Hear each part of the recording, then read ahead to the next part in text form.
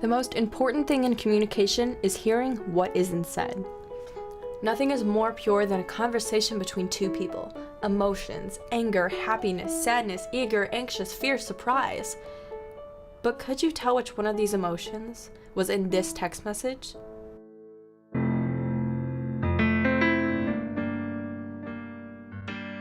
As our verbal communication with one another is rapidly declining, there are many changes in the school system being made. The student-teacher communication has gone downhill, and so has the parent-teacher aspect. Students are now unable to recognize how to initiate the problem that they may have to a teacher because of their inability to communicate. The biggest problem with communication is the lack thereof. In my opinion, working with communication within the high school and also out in industry, is that people nowadays spend most of their time texting, emailing, or even through some type of video, type of media, in order to communicate with one another.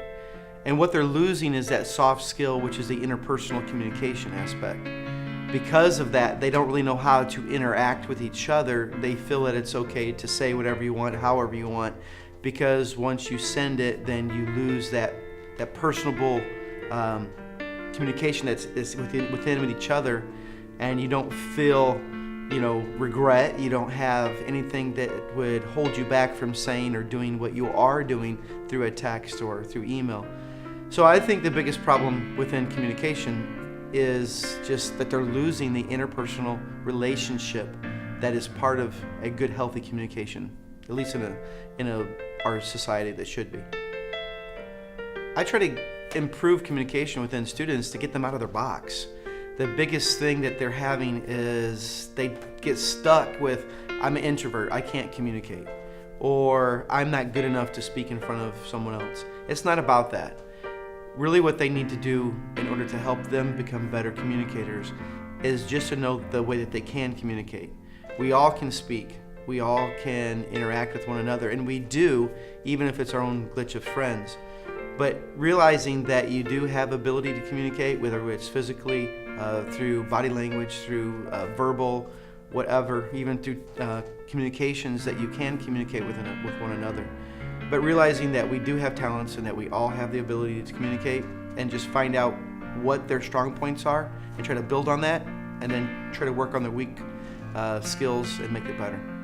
Is nonverbal or verbal communication better for a classroom setting? I don't think one is better than the other. I think you need to use them at different times.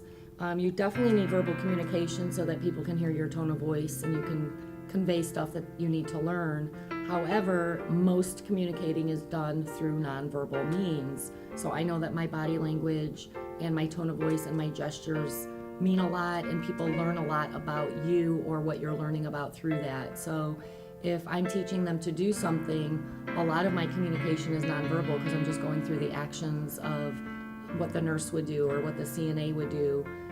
And sometimes you don't speak during those procedures. You are going to be quiet. So in healthcare, there's a lot of nonverbal important communication going on between the healthcare workers in a patient setting, so that they keep information private or not to alarm the patient or the patient's family. So there's a lot of different nonverbal communication going on in the work setting because of the amount of distraction they provide for the students, and unable to focus on something for 10 minutes without looking at a phone or checking or thinking about the phone.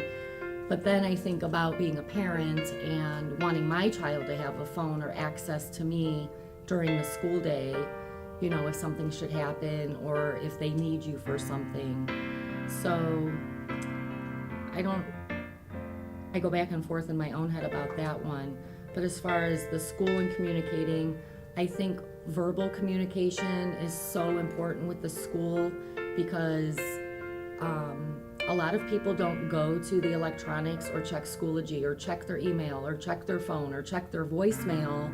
And when there's something important to go on, an announcement or a phone call from somebody or something like that is almost the way that you're definitely going to make sure that they got the message and that something doesn't get missed or overlooked. So the final question that we ask, how can we improve communication? Let's talk it out.